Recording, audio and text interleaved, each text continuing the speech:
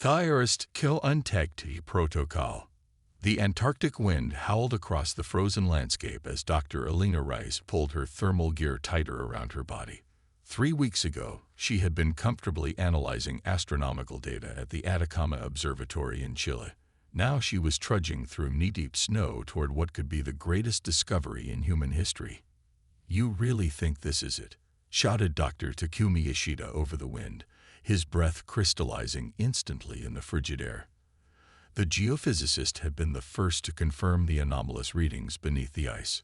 "The signal patterns are unlike anything in our database," Alina replied, checking the coordinates on her tablet.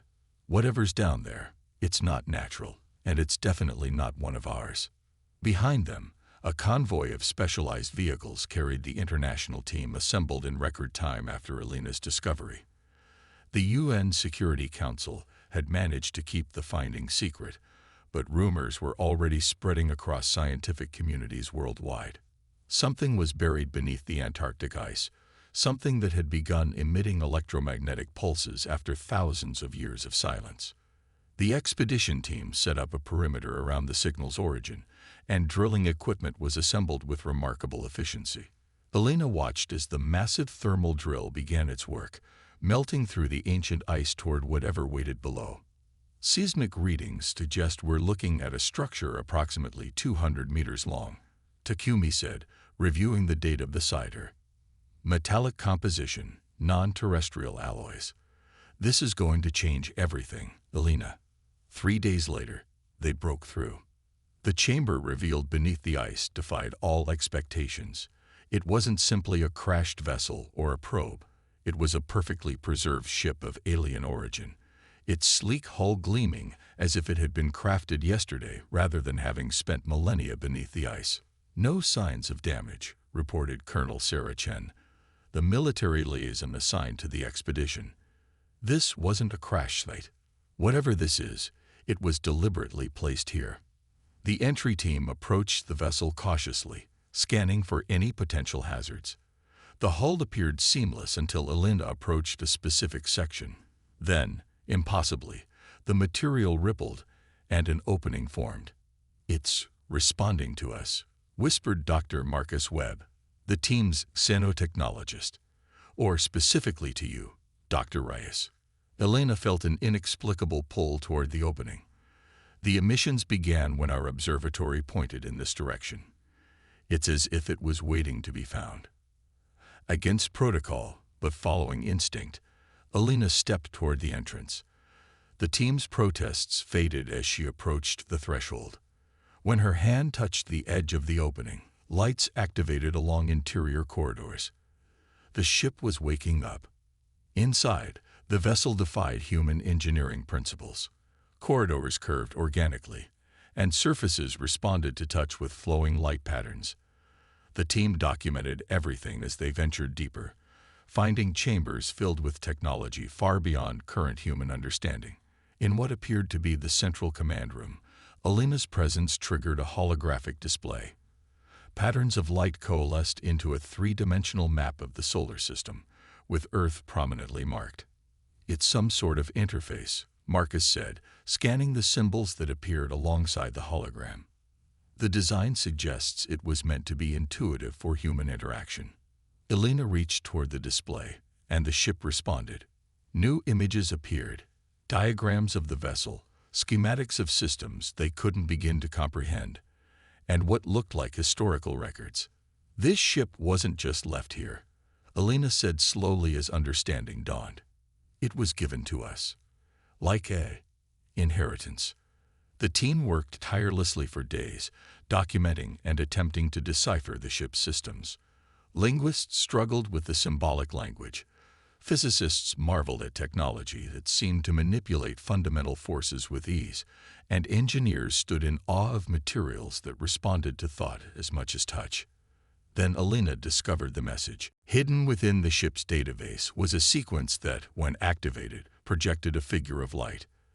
The being was humanoid but clearly not human, taller, with elongated limbs and features that seemed both alien and strangely familiar. The figure spoke, and to everyone's shock, the ship translated in real time. To the children of Earth, we leave this gift. When you find it, you will be ready. When you understand it, you will be prepared. What comes next is your trial and your birthright. Before they could process this revelation, an urgent communication came from the surface. Multiple objects had entered the solar system, decelerating rapidly, a fleet of ships on a direct course for Earth. The UN Security Council convened an emergency session as the alien vessels approached. They were massive, dwarfing anything humans had ever constructed in space. Attempts at communication received a single response, broadcast simultaneously to every radio frequency and digital device on the planet. To the inhabitants of Earth, you have activated property belonging to the Cyric Collective. Surrender the Guardian vessel immediately or face extinction. You have 48 hours to comply. Back in Antarctica, the expedition team watched the ultimatum with growing dread. They know exactly where the ship is, Colonel Chen said, already coordinating with military command. And they're calling it a Guardian vessel. Whatever we found, it's important enough to cross interstellar space to retrieve. Elena turned back to the holographic interface, the ship's systems now responding more fluidly to her interactions. I don't think this ship belongs to them either, she said. Look at this. New images appeared, showing vessels similar to those now approaching Earth. In the recording, these ships were being repelled by energy fields emanating from what appeared to be the very vessel they stood within. They've encountered this technology before, Marcus said, studying the images, and it rejected them. As the world's governments scrambled to respond to the threat, Elena made a decision. Against official orders, she returned to the ship's central chamber and placed both hands on the primary interface. "Show me what you are," she whispered. "Show me why they want you. Show me how to protect my world." The ship's interior illuminated with blinding light as dormant systems activated all at once. Deep beneath the ice, engines that had lain silent for millennia hummed to life. The Guardian vessel began its reawakening, responding to the threat, and to Elena's request. 48 hours wouldn't be enough time for diplomacy. Humanity would need to understand the inheritance they'd been left, and quickly, because the Cyric Collective was coming to take it by force, and Earth's new protector was just beginning to reveal its secrets. The Ingenuity Protocol. The Cyric Collective's ultimatum triggered global panic. As their fleet took position in Earth orbit, world leaders debated their limited options. Military forces were mobilized, but against an interstellar civilization, Earth's weapons were primitive at best. In Antarctica, Elena and her team worked frantically to understand the Guardian vessel before time ran out. The ship continued to respond to Elena with increasing sophistication, as though it were learning from each interaction. "Look at this," Dr. Webb called out, examining new data flowing across his specialized equipment. "The ship's molecular structure is adapting, becoming more compatible with our technology. It's evolving to interface with us." Colonel Chen paced the makeshift command center established at the excavation site. "That's fascinating, but can it help us survive the next 24 hours? The Security Council is split between surrender and attempting to fight." "Fighting would be suicide," Takumi said grimly. "The energy readings from just one of their ships exceed our entire planet's power generation." Elena remained at the ship's central interface, where she barely slept since the ultimatum. "Neither option is acceptable," she said. "This ship wasn't meant to be surrendered, and we can't win a conventional war." The interface pulsed beneath her hands, and new information appeared, historical records showing the ship's journey to Earth thousands of years ago. The translation was imperfect, but the narrative became clear. The vessel belonged to an ancient race called the Guardians, who had visited Earth during humanity's infancy. They were studying us, Elena realized, reading through the translated data. Not just studying, guiding our development.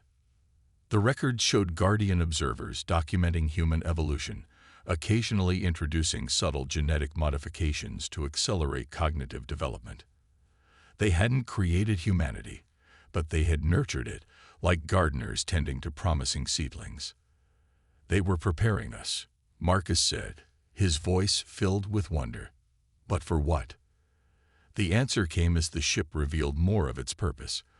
The Guardians had faced extinction at the hands of an implacable enemy. Before the end, they had hidden vessels like this one on promising worlds throughout the galaxy, programmed to awaken when their chosen inheritors reached the necessary level of advancement. That's why it responded to you, Takumi told Elena. Your genetic profile must have matched whatever parameters they establish. But why did it activate now? She asked. Colonel Chen's communicator chimed with a priority transmission. We may have our answer, she said grimly. The Shirek have sent additional information. They're claiming they discovered a Guardian vessel on their homeworld 300 years ago. It transformed their civilization overnight, giving them technologies that launched their interstellar empire. The ship's interface pulsed more urgently now, revealing images of the Shirek's first contact with Guardian technology. Unlike Elena's gentle approach, they had forced their way into the vessel, attempting to extract its secrets through invasion rather than interaction. They were rejected, Elena said, watching the historical record unfold.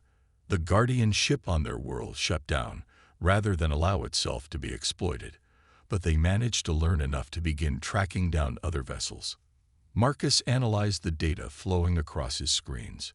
They've been harvesting Guardian technology across dozens of star systems.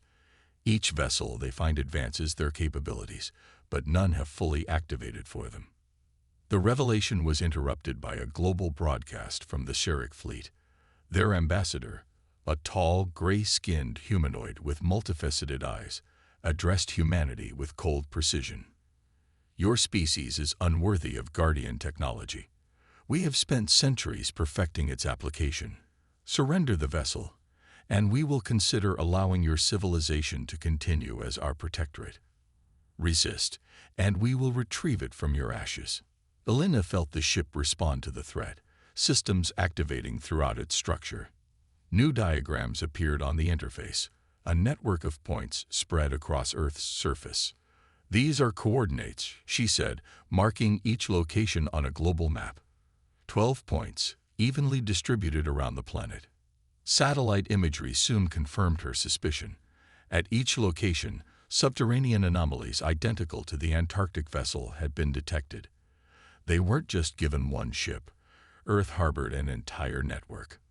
The Guardians left us a defense system, Colonel Chen said, immediately relaying the information to command. But how do we activate it? The answer came from the vessel itself.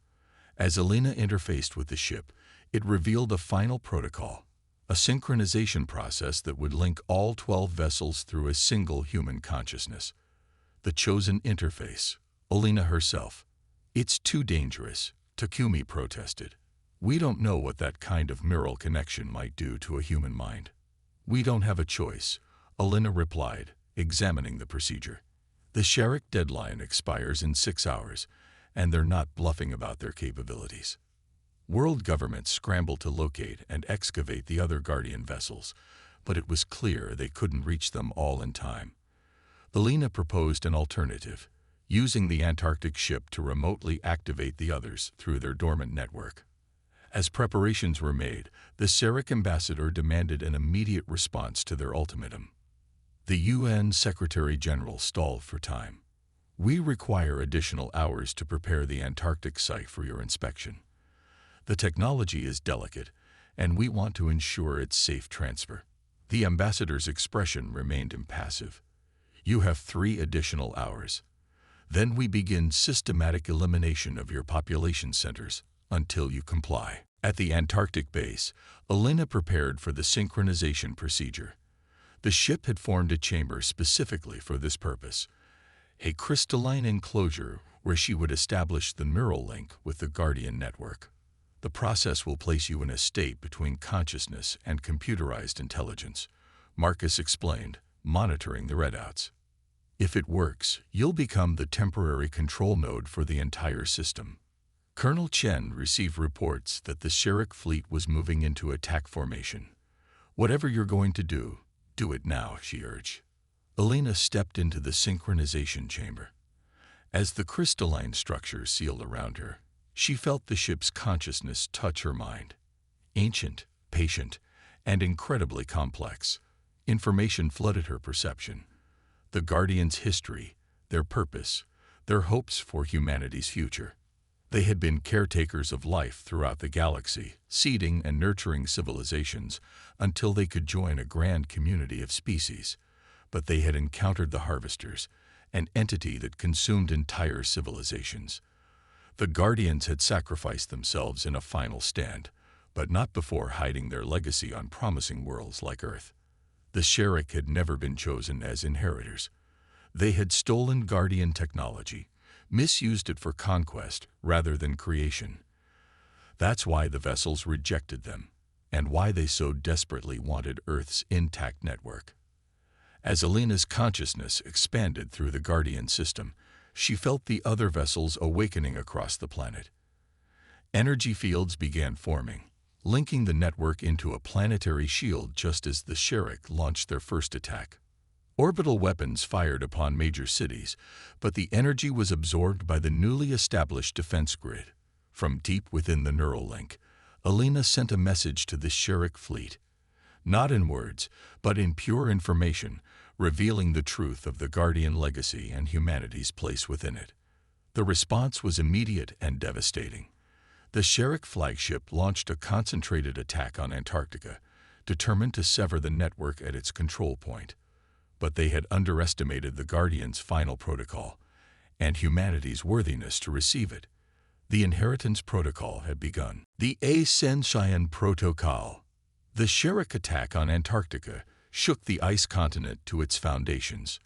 Massive energy weapons carved through the ice shelf, vaporizing everything in their path toward the Guardian vessel. Military forces scrambled to defend the site, but their weapons were ineffective against the advanced Sherrick technology. Inside the crystalline synchronization chamber, Alina existed in a state beyond normal consciousness. Through her connection to the Guardian network, she perceived the attack not as sound or sight, but as data, patterns of energy and intention flowing across the planetary grid. "The primary vessel is under direct assault," she reported, her voice resonating strangely through the ship's communication systems, redirecting defensive capabilities. The Guardian vessel responded instantly, channeling energy through the network. A protective dome formed over the Antarctic base, absorbing and dissipating the Sherrick bombardment. Each attack strengthened the shield rather than weakening it, a feature of Guardian technology that turned aggression back upon itself. Across the planet, the other 11 vessels were now fully active, emerging from their millennia of dormancy. Ancient machinery hummed to life beneath mountains, oceans, and deserts. Humanity watched in awe as structures of impossible beauty rose from the earth, each one a technological marvel that defied understanding. The Sherrick Fleet Commander, Supreme Director Vezek, observed the activation with mounting horror. "Impossible," he hissed to his officers. "The Guardian network should take decades to synchronize. These primitives have accomplished it in hours." His tactical officer offered the only possible explanation. "The vessels are accepting them as true inheritors. The protocols are responding to their genetic compatibility." Vezek slammed his fist on the command console. 3 centuries of expansion, of harvesting Guardian technology across 100 worlds, and these animals succeed where we failed. His voice dropped to a dangerous whisper. "Prepare the world breaker. If we cannot have the Guardian network, no one will." On Earth, Alina perceived the Sherrick's next move before they executed it. Through the Guardian network, she witnessed the flagship's central compartment opening to reveal a weapon of terrifying power.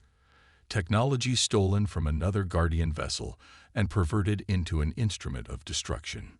"They're preparing to destabilize Earth's core," she warned. "The world breaker can penetrate our shields if they concentrate all their fleet's energy." Colonel Chen relayed the information to Global Command. "Can the Guardian system stop it?" "Not defensively," Alina replied, her consciousness exploring the network's capabilities. "The Guardians never designed their technology as weapons. Their systems are meant to create, protect, and nurture, not destroy." Dr. Webb studied the readings from Alina's neural link. "Your brainwave patterns are changing," he observed with concern. "The integration is becoming deeper." Within the synchronization field, Alina made her decision. The Guardian vessels respond to human consciousness, to our creativity, our capacity for growth. They were never meant to be passive tools but partners. She focused her thoughts, directing the Guardian network not outward against the Sherrick, but inward toward humanity itself. Across the planet, people felt a subtle shift, a moment of connection as the Guardian technology reached out. Not an invasion of mind, but an offering of perspective. For a brief instant, humans everywhere glimpsed the universe as the Guardians had seen it. Vast, filled with potential, waiting for stewards with both the wisdom and compassion to nurture life rather than exploit it. In orbit, the Sherrick World Breaker charged to full capacity. "Fire," commanded Supreme Director Vazik. The weapon released its devastating energy toward Earth's surface, a beam of concentrated destruction that could pierce to the planet's core. But as it struck the Guardian shield, something unprecedented occurred. Humanity responded. The collective consciousness of billions, momentarily touched by Guardian awareness, focused their attention on the attack. The Guardian network, designed to respond to human thought, magnified this awareness into action. Shield energy reconfigured, not just absorbing the World Breaker's beam, but redirecting it along the network grid, transforming destructive force into creative potential. Around the planet, the 12 Guardian vessels simultaneously projected energy into Earth's atmosphere. The sky filled with aurora-like patterns visible from every continent, a demonstration of power unlike anything in human history. But it wasn't a weapon. It was a message, broadcast into space in all directions. Earth was under Guardian protection, and humanity had accepted its inheritance. The Sherrick fleet found their systems failing as Guardian countermeasures isolated and neutralized their technology. One by one, their ships lost power, weapons systems deactivated by the same intelligence that had once created them. In the Antarctic vessel, Alina directed the final phase of the Ascension Protocol. "The Guardians left us more than defense," she explained to the team monitoring her condition. "They left us understanding."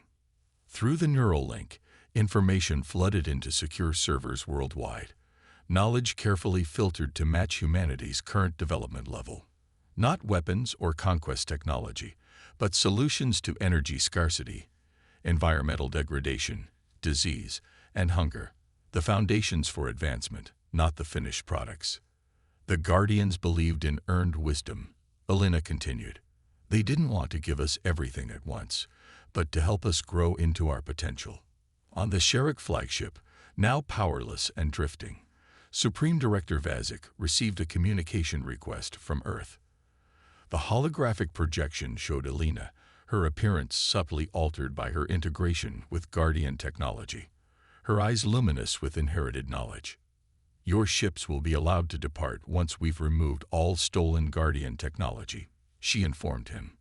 "You corrupted their legacy, turning creation into destruction. That ends today." Vazik's multifaceted eyes narrowed. "You understand nothing of power. The Guardians were weak. That's why they perished while others survived. We took what they refused to use." "No," Alina replied. "They sacrificed themselves protecting worlds like ours from forces you can't comprehend. They didn't lose. They ensured life would continue. That was always their purpose." The director sneered. "And you believe your primitive species is worthy of their legacy?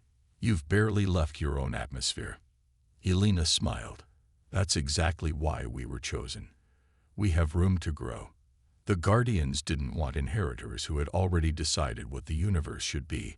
They wanted those who would approach it with wonder. Within days, the Sherrick fleet departed the solar system, stripped of their most advanced technologies. Earth began the process of integrating Guardian knowledge, carefully managed to prevent the same rapid militarization that had corrupted the Sherrick. The synchronization chamber opened, allowing Alina to step out of the neural interface. Though the deep connection had ended, Echoes of Guardian consciousness remained, a perspective that spanned millennia, and a responsibility that extended to the stars. What happens now? Dr. Webb asked as the team gathered in the Antarctic vessel's central chamber. Elena gazed at the holographic display, showing Earth surrounded by the activated Guardian network, no longer just a defense system, but a foundation for humanity's next evolutionary leap. We learn, she said simply. We grow. We prepare. For what? Colonel Chen asked. The Guardians faced an enemy they couldn't defeat alone. They scattered their legacy across thousands of worlds, hoping the inheritors would one day unite. Elena's eyes reflected the holographic stars surrounding Earth. We're not the only ones they chose. Somewhere out there, other civilizations are having their own awakening. The display shifted, showing a three-dimensional map of the galaxy with points of light marking Guardian seed worlds. Some were already pulsing with activity, other inheritances being claimed. The Sherik won't be the last challenge we face, Elena continued. But the Guardians believe that separate paths of evolution, different perspectives united by common purpose, could succeed where they failed. Humanity's first steps into the interstellar community wouldn't be driven by conquest or exploitation, but by the Guardian principles of stewardship and connection. Earth would advance quickly now, guided by inherited wisdom and their own innovative spirit. In orbit, the Guardian vessels realigned themselves, forming a network that would defend Earth while humanity prepared for its greater purpose. Not just inheritors of an ancient legacy, but its fulfillment. Guardians themselves for a universe teeming with potential. The Ascension Protocol was complete. Humanity's next chapter had begun.